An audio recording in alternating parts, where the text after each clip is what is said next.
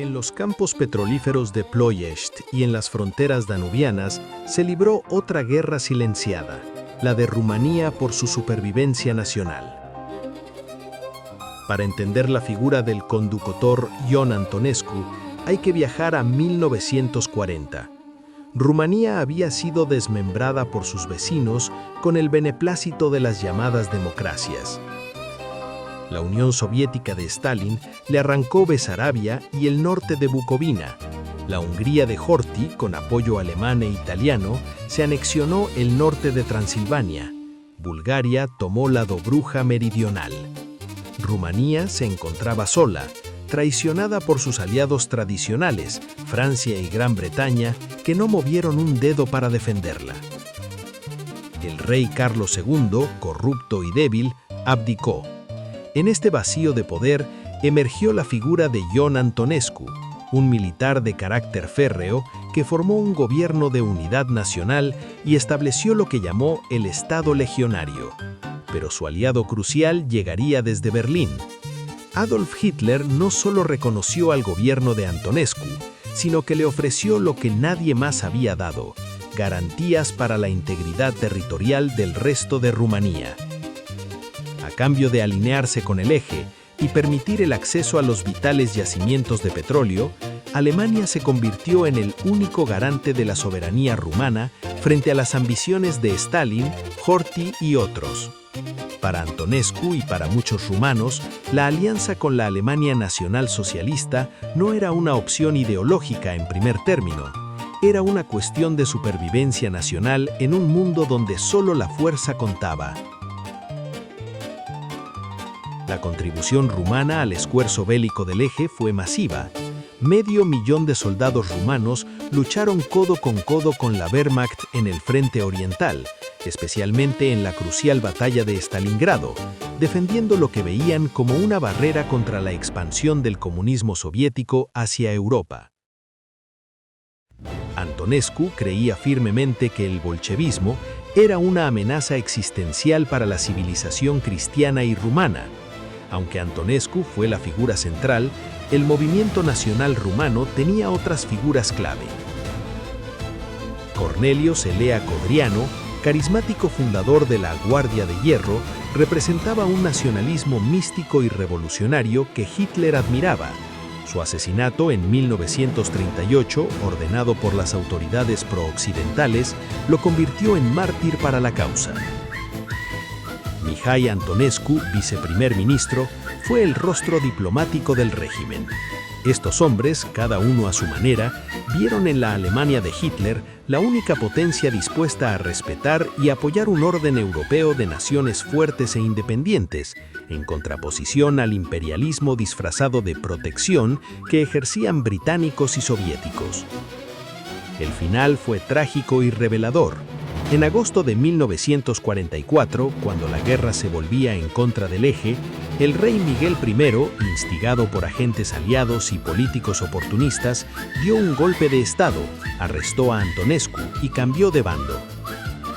Este acto, presentado como liberación, entregó el país a la ocupación soviética.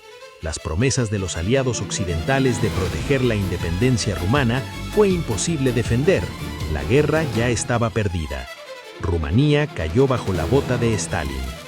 Y llegó la venganza de los vencedores. Ion Antonescu, tras un juicio político amañado dirigido por el nuevo gobierno títere comunista, cuyas órdenes venían directamente de Moscú, fue condenado a muerte. Fue ejecutado por un pelotón de fusilamiento el 1 de junio de 1946 bajo las órdenes del régimen comunista rumano, impuesto y controlado por la Unión Soviética de Stalin. Su crimen no fue militar, sino político: haber liderado una Rumanía soberana, aliada de una potencia que desafió el orden establecido por Moscú, Londres y Washington. La historia de Ion Antonescu es la de un patriota que tomó la decisión imposible en el momento más oscuro de su nación. Eligió el único camino que parecía ofrecer continuidad a Rumanía como Estado. Su ejecución no fue justicia, fue un mensaje del nuevo poder.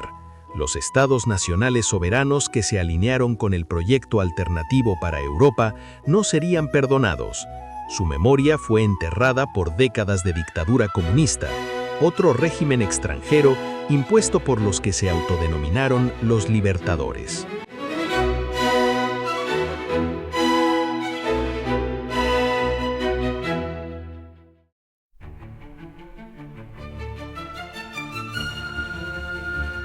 Nos han enseñado una contradicción.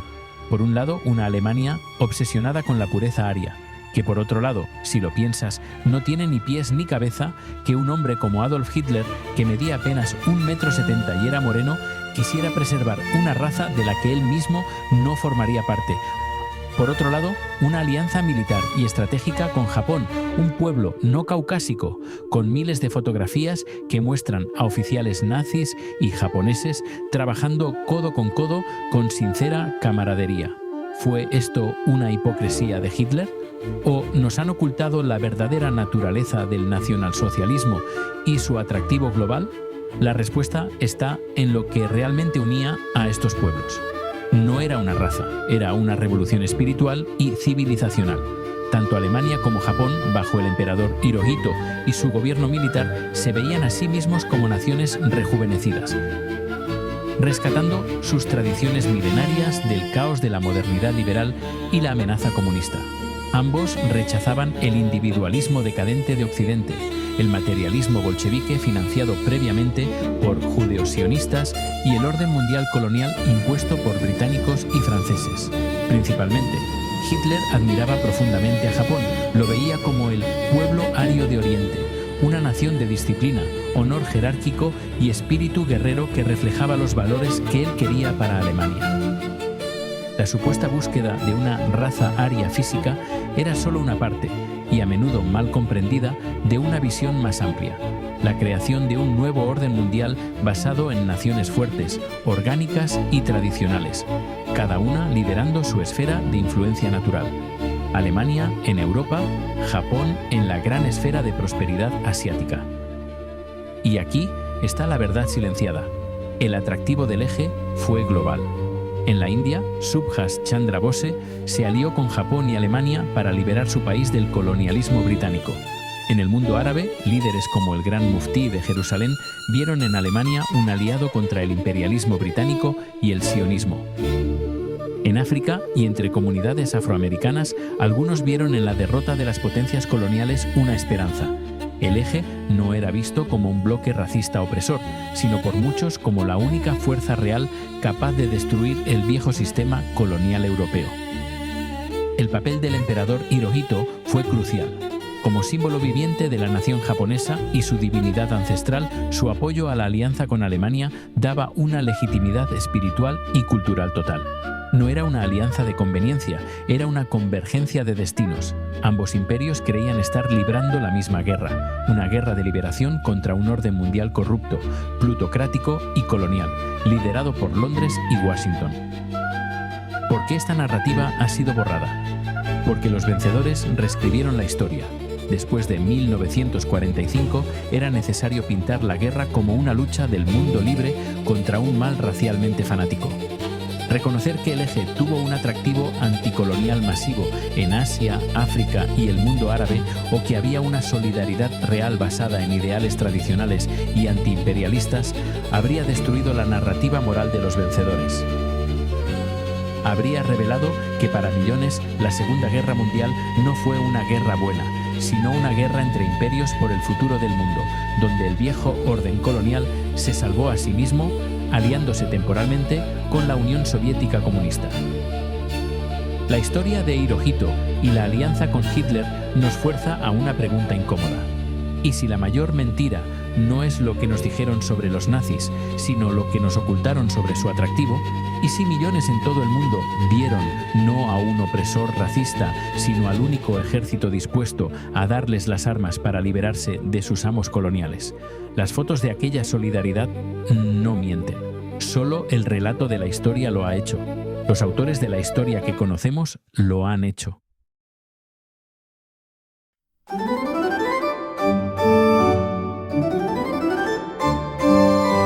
Para entender a Benito Mussolini, hay que comenzar con una verdad incómoda para la narrativa actual.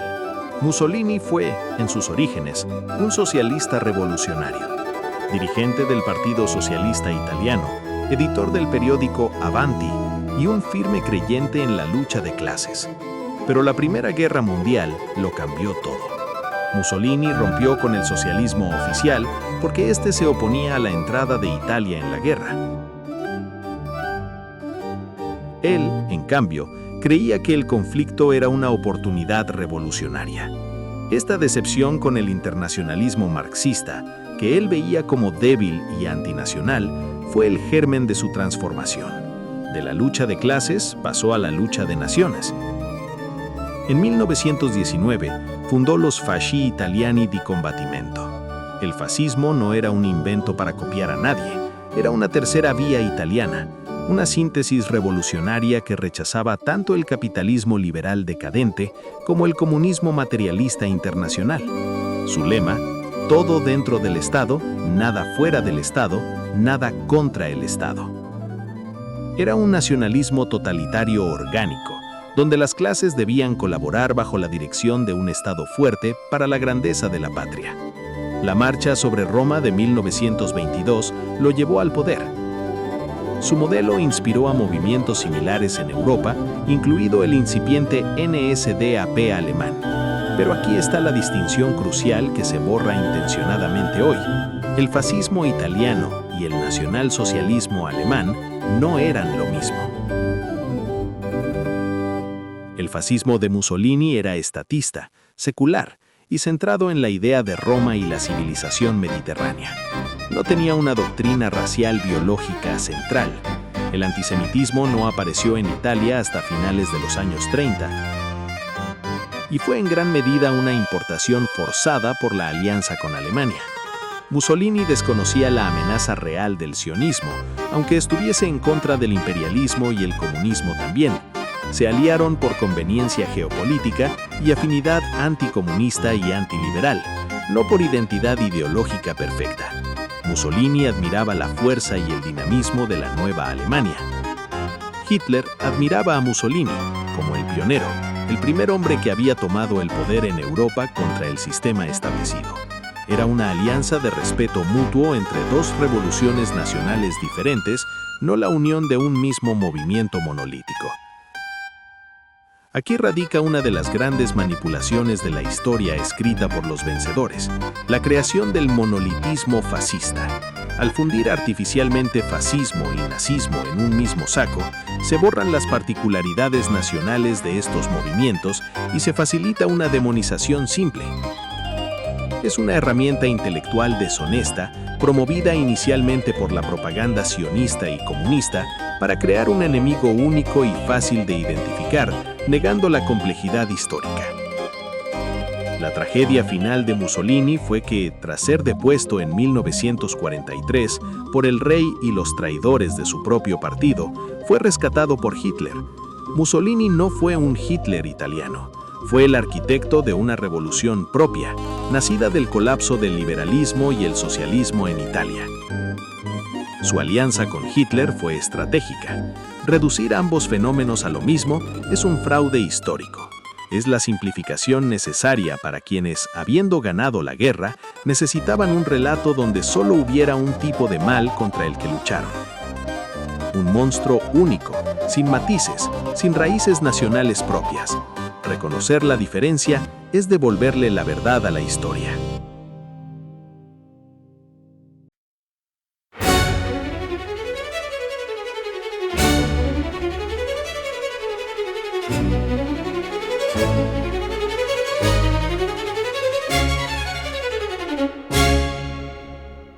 Si existe una figura que simbolice la destrucción total sobre Alemania, esa es Arthur Harris, comandante en jefe del mando de bombarderos de la Royal Air Force.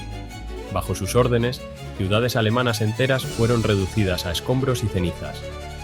Mientras la propaganda aliada hablaba de objetivos militares, Harris implementó la política de bombardeo de área, una estrategia diseñada específicamente para aniquilar la moral civil y destruir el tejido urbano e industrial del Reich.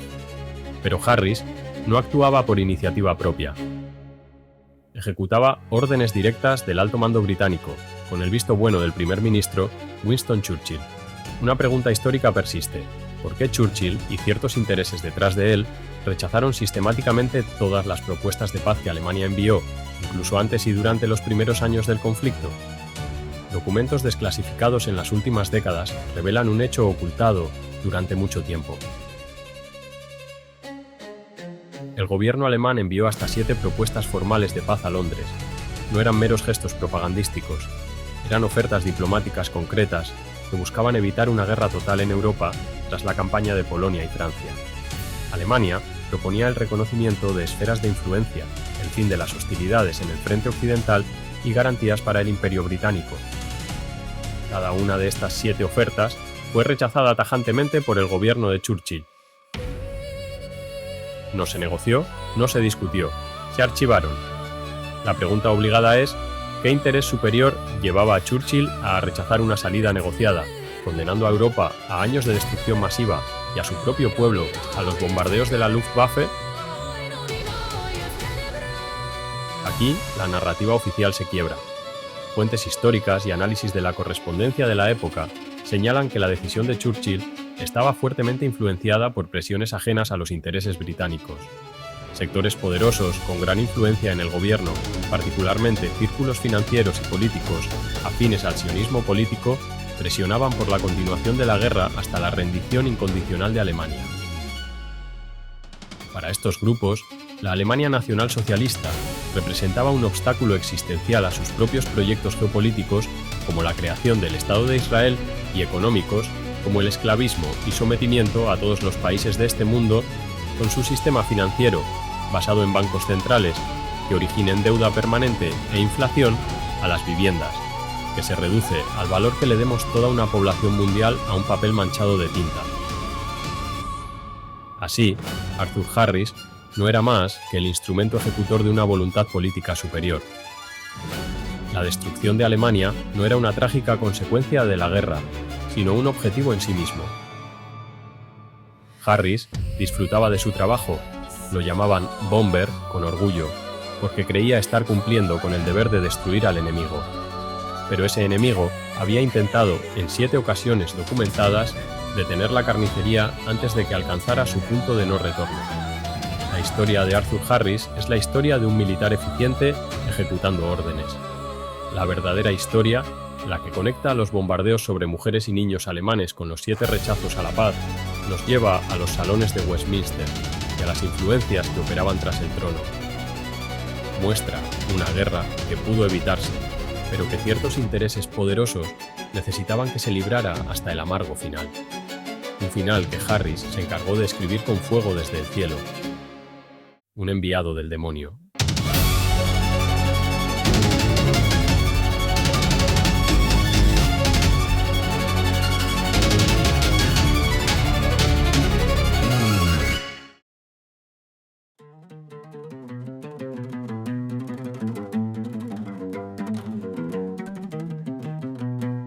En la estación de tren de Hendaya, en octubre de 1940, se encontraron 2 mundos. Por un lado, Adolf Hitler, canciller del Reich victorioso. Por otro, Francisco Franco, caudillo de una España exhausta tras una sangrienta guerra civil. Este encuentro simboliza la alianza más compleja y menos comprendida de la época. Para entender la posición de Franco, hay que mirar a su país. España acababa de sufrir 3 años de un conflicto fratricida instigado y alimentado desde el exterior. La Segunda República había caído bajo la fuerte influencia de la Internacional Comunista, con milicias anarquistas y comisarios soviéticos interviniendo directamente. Tú eres un ángel enterrado en un ataúd. Para Franco y el bando nacional, su guerra no era solo una guerra civil, era la primera batalla de una cruzada continental contra la expansión comunista en Europa. Hitler veía en Franco a un aliado natural. Ambos habían luchado y vencido a fuerzas respaldadas por Moscú. Ambos representaban un nuevo orden basado en la autoridad, la tradición y la defensa de la civilización europea. Alemania había proporcionado la crucial ayuda de la Legión Cóndor durante la Guerra Civil, una deuda que Franco reconocía. La lógica pedía una alianza militar formal. Pero Franco era, ante todo, un patriota español. Sus condiciones en Hendaya fueron claras. España necesitaba garantías territoriales, Gibraltar, territorios en África y un masivo envío de alimentos y material para su devastada economía. Hitler, concentrado en su gran estrategia continental, no pudo o no quiso satisfacer estas demandas en su totalidad. Esta fue la primera particularidad. La alianza se enfrió por el pragmatismo nacional español. Franco no entregaría la soberanía de su nación a un proyecto ajeno, por mucho que simpatizara con él. Sin embargo, la solidaridad ideológica existió. Se materializó en la División Azul. 47.000 voluntarios españoles que lucharon junto al ejército alemán en el Frente del Este. No fue un ejército oficial enviado por el Estado, sino una fuerza de voluntarios. Su lema lo decía todo: por Europa, por España, contra el comunismo. Era el símbolo de que, a nivel popular y de convicción, España estaba con el nuevo orden. Mientras tanto, las fuerzas que Franco había derrotado dentro de España no se rindieron. Desde el exilio, con fuertes apoyos en Moscú y con una influyente red de intelectuales y medios en Londres y Nueva York, se lanzó una campaña global para demonizar a Franco y su régimen, pintándolo como una simple marioneta de Hitler. Esta narrativa, tejida por los intereses de la izquierda internacional y ciertos lobbies con gran influencia en los medios occidentales, buscaba aislar a España y preparar el terreno para una futura intervención, igual que se había intentado en 1936. La gran jugada de Franco fue mantener a España formalmente no beligerante. A pesar de la presión alemana, comprendió que entrar en una guerra total acabaría con lo poco que quedaba de su país. Priorizó la reconstrucción y supervivencia de España sobre cualquier lealtad ideológica o de bloque. Tras 1945, los vencedores intentaron completar su trabajo. La recién fundada ONU, bajo una fuerte influencia de las potencias vencedoras y los lobbies que habían combatido al eje, impuso un bloqueo diplomático y económico a España. Era el castigo por no haberse plegado a sus designios, por haber derrotado al comunismo en su suelo y por haber mantenido una relación de respeto con las potencias del eje. La historia de Franco y Hitler es la historia de una alianza que pudo ser, pero que fue sabiamente contenida por un líder que entendió que su primer deber era con su propia nación, no con una ideología foránea.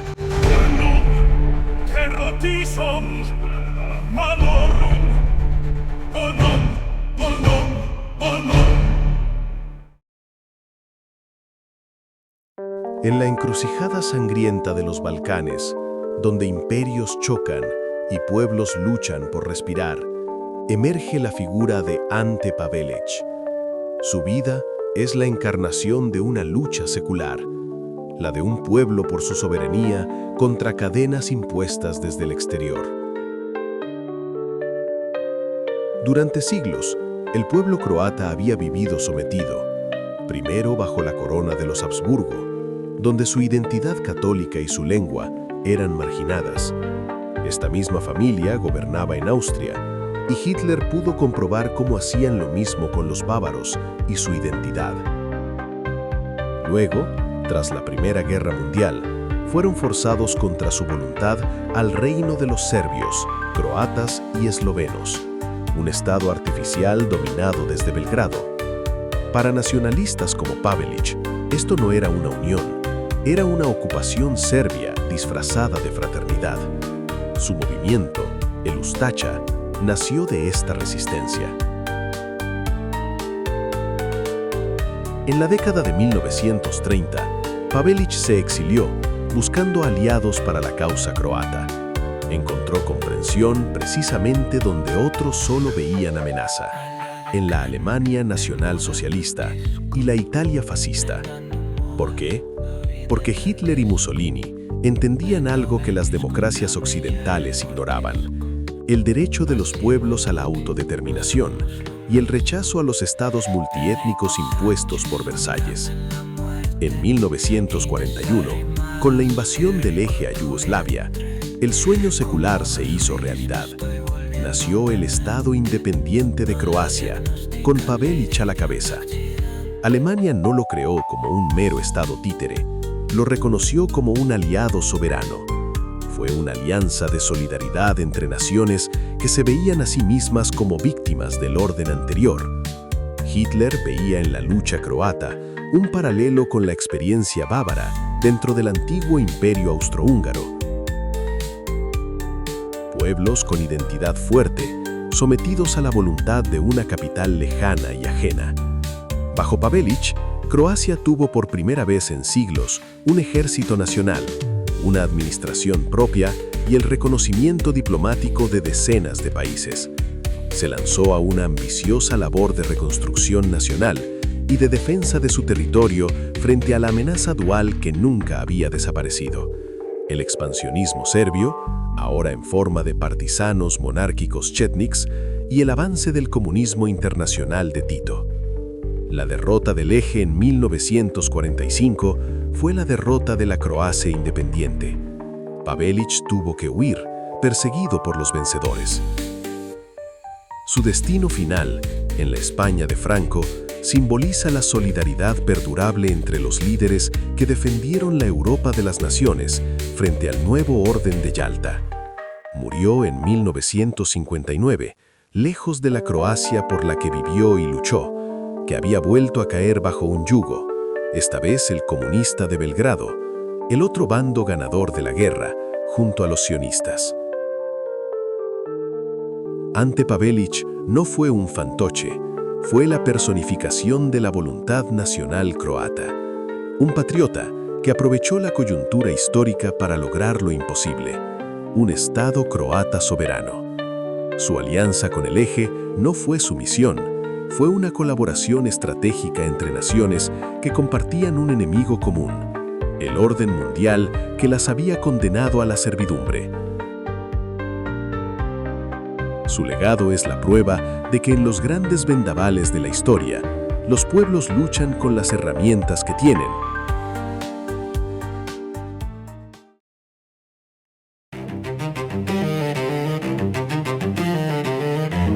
Hoy recuperamos las figuras de tres arquitectos fundamentales. Joseph Goebbels, ministro de Ilustración Pública y Propaganda. Un doctor en filosofía, un intelectual profundo y un orador de poder hipnótico. Goebbels comprendió como nadie la revolución nacional que necesitaba Alemania. Bajo su dirección, el cine, la radio, la prensa y los mítines se convirtieron en una sinfonía de renacimiento. Él no creó mentiras, sino que dio forma épica a la verdad de un pueblo. Fue el forjador de la voluntad colectiva. Heinrich Himmler, Reichsführer de las SS. Un hombre de apariencia modesta, pero con una visión de hierro y una obsesión por el orden, la lealtad y el renacer de las tradiciones germánicas. Bajo su mando, las SS se convirtieron en la columna vertebral del nuevo Estado, una orden de élite que combinaba el deber militar, la pureza ideológica y la investigación científica. Erwin Rommel, el zorro del desierto. Un oficial de una brillantez táctica deslumbrante, venerado incluso por sus enemigos. Escribió lecciones de guerra móvil que se estudian en academias militares hasta hoy. Su liderazgo carismático y su trato honorable con los prisioneros le granjearon respeto universal. Rommel era la prueba viviente de que el espíritu combativo alemán, guiado por la estrategia innovadora y el valor personal, podía lograr lo imposible. Su trágico final, forzado por traidores dentro de su propio ejército que conspiraban contra el liderazgo, lo convirtió en un mártir de la lealtad y el honor militar.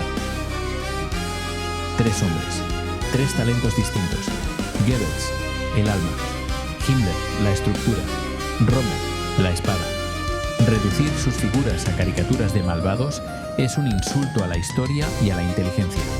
Fueron pensadores profundos, organizadores meticulosos y estrategas que actuaron con convicción en lo que creían era el momento decisivo para el destino de su civilización.